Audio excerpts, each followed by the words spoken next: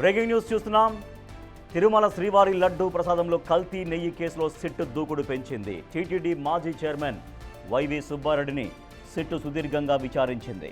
హైదరాబాద్లోని సుబ్బారెడ్డి నివాసంలో సుమారు 8 గంటల పాటు విచారించింది సిట్ బృందం.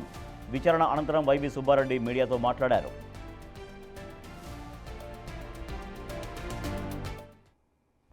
వీటిపై కూడా మీరు విచారణ చేయండి. ఎందుకు అంత కాస్ట్ ఎక్కువ పెంచి గత ప్రభుత్వంలో టెండర్లు ఇచ్చారు? ఎందుకంటే చిన్న అమౌంట్ కాదు కదా.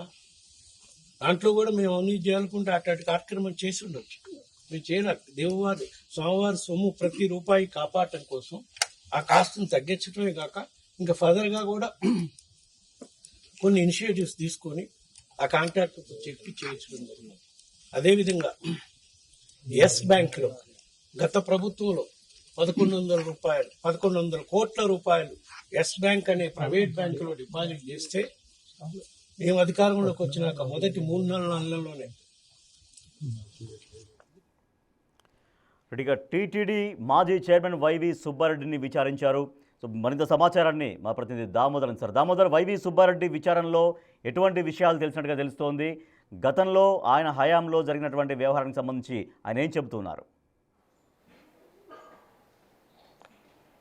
రాజేష్, కల్తీ నెయ్యి కేసుకు సంబంధించి సిట్ అధికారులు నిన్న హైదరాబాద్లోని మాజీ టీటీడీ చైర్మన్ సుబ్బారెడ్డి నివాసంలో 6 గంటల పాటు విచారించారు. ఈ సందర్భంగా పలు ప్రశ్నలను ఏదైతే సిట్ ఆయనకు సంధించినట్టు తెలుస్తుంది. ముఖ్యంగా 2022 సమయంలో ఏదైతే బోలోబాబా డైరీకి సంబంధించి బోలోబాబా డైరీతో పాటు మిగతా డైరీలు నెయ్యి కల్తీ చేసినట్లు మైసూరుకు చెందిన ల్యాబ్ నివేదికలు ఇచ్చిన తర్వాత వాటిని ఎందుకు కొనసాగించారు? అదేవిధంగా బోలోబాబా డైరీ కంపెనీ ప్రతినిధులను మీ మాజీ ఓఎస్టీ చిన్నప్పను లంచం అడిగింది నిజం కాదా?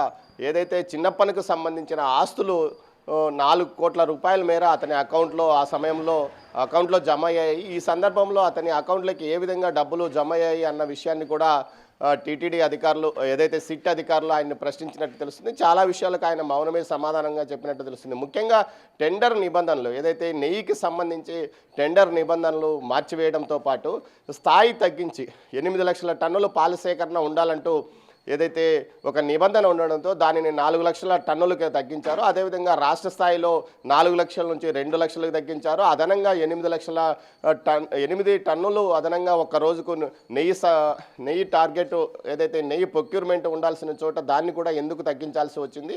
నిబంధనలు తగ్గించి స్థాయి తగ్గించి ఎందుకు మీరు నిబంధనలు మార్పు చేసి టెండర్లు పిలవడానికి కారణమేమి? ఏదైనా మీకు కావాల్సిన వారికి టెండర్లు ఇవ్వాల్సిన పరిస్థితి ఏర్పడిందా అన్న విషయంలో కూడా అడిగారు. అదేవిధంగా నందిని నెయ్యి ఏదైతే సహకార వ్యవస్థలో పనిచేస్తున్న కర్ణాటక మిల్క్ ఫెడరేషన్కి సంబంధించిన నందిని నెయ్యిని ఎందుకు ఆపివేయాల్సి వచ్చింది అంటే ఈ విషయానికి సంబంధించి నందిని ఎక్కువగా రేట్ అడగడంతో తాము తక్కువ రేటుకు కొనుగోలు చేయడానికి నందిని నెయ్యిని ఆపివేశామంటూ కూడా చెప్పుకొచ్చినట్లు సమాధానం. మొత్తం మీద అయితే రేటు తగ్గిస్తే నాణ్యత ఎలా ఉంటుందన్న విషయాన్ని ఆయన ప్రశ్నించినట్టు తెలుస్తుంది.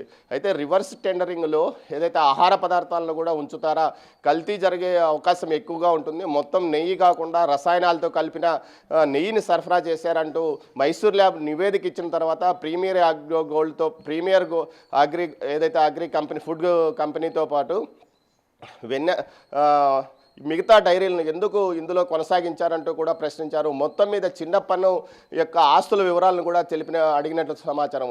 కేవలం 75,000 రూపాయల జీతం వచ్చే వ్యక్తి ఇంత ఆస్తి ఏ విధంగా కొనుగోలు చేశాడు, ఇంత అమౌంట్ అతని అకౌంట్లో ఎలా ఉంది అన్న విషయాలకు కూడా అతను ఏదైతే సుబ్బారెడ్డి సమాధానం చెప్పినట్లు లేదు. మొత్తం మీద అయితే సిట్ అధికారులు 6 గంటల పాటు సుదీర్ఘంగా విచారించారు. ఈ సందర్భంగా ఏదైతే అధికారులు మొత్తం చూసుకున్నారు, తనకు సంబంధం లేదు, కేవలం విధానపరమైన నిర్ణయాలు మాత్రమే తాము తీసుకుంటాము, వాటిని అమలు చేయాల్సింది అధికారులు అంటూ నెపం అధికారుల మీదకి నెట్టివేసినట్టు తెలుస్తుంది. మొత్తం మీద అయితే ఏదైతే టీటీడీ యొక్క స్వామివారి సొమ్మును ఎక్కువగా ఖర్చు కానికుండా చేయడానికే తాము రేట్లు తక్కువగా కోట్ చేసిన వారికి ఇచ్చామంటూ కూడా ఆయన మీడియా సమావేశంలో చెప్పాడు. అయితే నాణ్యత విషయంలో ఎందుకు మీరు పట్టించుకోలేదు? కల్తీ నెయ్యి పెద్ద ఎత్తున సుమారు ఏదైతే 68 లక్షల టన్నులు 65 లక్షల కేజీలు సరఫరా అయింది 4 సంవత్సరాల్లో, దాని గురించి మీరు ఎందుకు పట్టించుకోలేదన్న విషయానికి కూడా ఆయన సమాధానం చెప్పినట్లు లేదు. మొత్తం మీద అయితే మరోసారి విచారణ కొనసాగుతుందని చెప్తున్నారు. చిన్నప్పని విచారణ నిన్న కూడా కొనసాగింది. చాలా విషయాలకు అతను